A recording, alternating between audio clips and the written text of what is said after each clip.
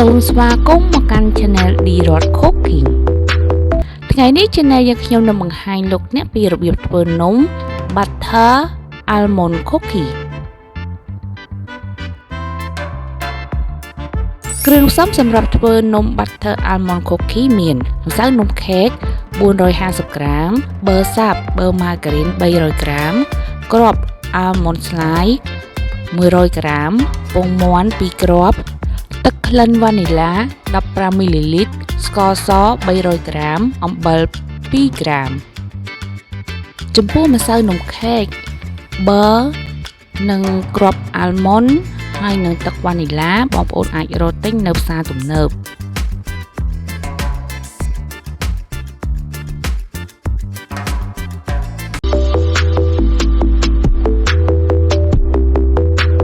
យើងចាប់ផ្ដើមរៀបចំគ្រឿងផ្សំរបស់យើងដោយថ្លឹងឲ្យបានរួចរាល់ចានេះគឺជាប្រភេទគ្រាប់ Almond Slice ចាទម្ងន់100ក្រាមចាពេលយើងទិញពីផ្សារទំនើបតម្លៃ $1.76 ចានេះគឺជាទឹកក្លិនវ៉ានីឡា15មីលីលីត្រចានេះជាអំបិល2ក្រាម ប៊ឺម៉ាហ្គារីន300ក្រាម ម្សៅខេក450ក្រាម ស្ករស300ក្រាម ពងមាន់2គ្រាប់ចាចំពោះឧបករណ៍ធ្វើនំវិញយើងមានម៉ាស៊ីន Air Fryer មានក្រដាសអាំងសាច់មានប្រដាប់វាយនំមានវែកនិង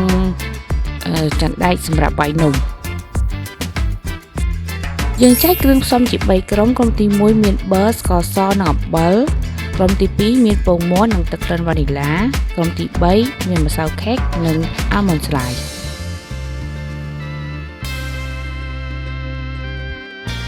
ដំបូងយើងយកក្រុមទី1មកផ្សំចូលគ្នាមានប៊ឺម៉ាហ្គារីន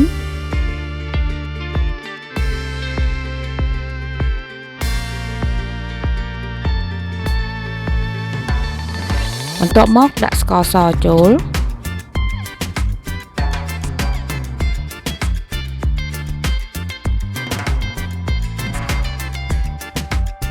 បន្ទាប់មកទៀតដាក់អំបិលចូល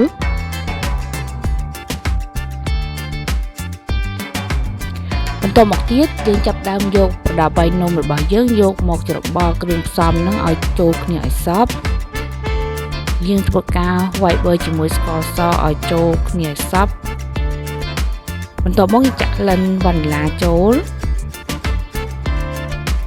បន្ទាប់មកទៀតយើងគោះពងមាន់2គ្រាប់ចូល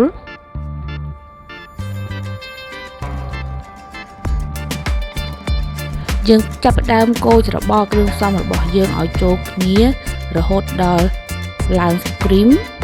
ចាពេលមុនដំបូងគឺឡើងពណ៌លឿងទៀតបងប្អូនពេលយើងកូរឲ្យសព្វចូលគ្នាហើយគ្រីមនោះទៅជាពណ៌រាងសបន្តិចទេបងប្អូនបន្ទាប់មកយើងចាប់ផ្ដើមដាក់ម្សៅខេកចូលយើងចាក់ពាក់កណ្ដាលសិនបន្ទាប់មកច្របល់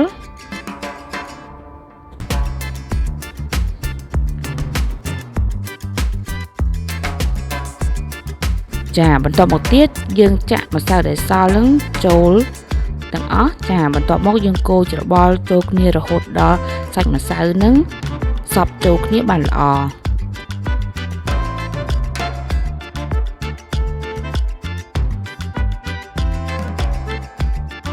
បន្ទាប់មកយើងចាប់ផ្ដើមយកគ្រាប់ Almond Slice របស់យើងយកពាក់កណ្ដាលដាក់ចូលក្នុងម្សៅនំចាហើយពាក់កណ្ដាលទៀតខ្ញុំទុកសម្រាប់ដាក់លើនំពេលដែលចម្អិនចាយើងចាប់ផ្ដើមកូរគ្រាប់ Almond ជាមួយម្សៅរបស់យើងចូលឲ្យសព្វបន្ទាប់មកទៀតយើងចាប់ផ្ដើមរៀបចំនំរបស់យើង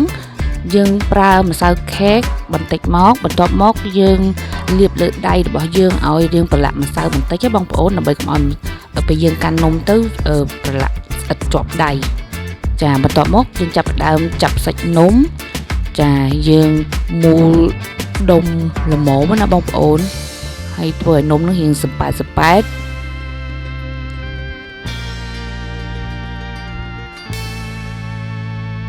ចាបន្ទាប់មកយើងចាប់ផ្ដើមដាក់គ្រាប់ Almond Slice ពីលើនំ ច ចាយើងរៀបលើនំនឹងទៅចាក្របអាល់ម៉ុនស្លាយនេះនៅពេលដែលយើងចម្អិន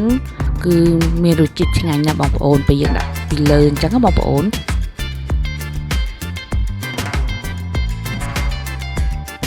យើងធ្វើការដាក់ក្របអាល់ម៉ុនស្លាយទៅលើនំរបស់យើងឲ្យបានស្អាត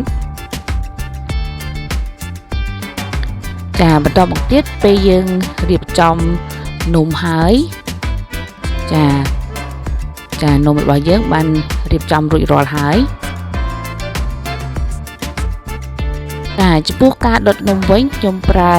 ក្រដាសអាំងសាច់ទ្រាប់ពីក្រោមបន្ទាប់មកដាក់នំចូលចានៅក្នុង air fryer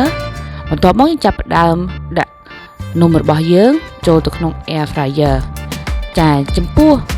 នាទីនិងអង្សាវិញគឺខ្ញុំជ្រើសរើសមុខងារនៅក្នុង air fryer នោះគឺ function មុខងារវាគឺ cupcake ចាអញ្ចឹងខ្ញុំដាក់អង្សា160និងនាទី25នាទី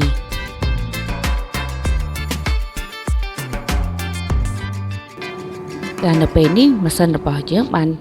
លុតនាទីចប់ហើយ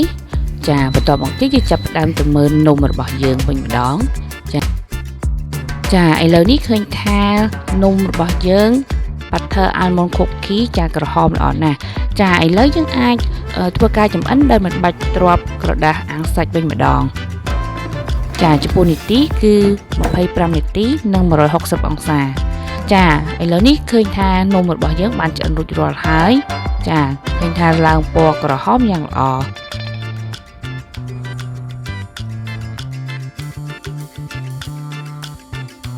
សូមចុច Subscribe និងសញ្ញារូបកណ្ដឹងដើម្បីទទួលបានវីដេអូថ្មីៗពី Channel យើងខ្ញុំ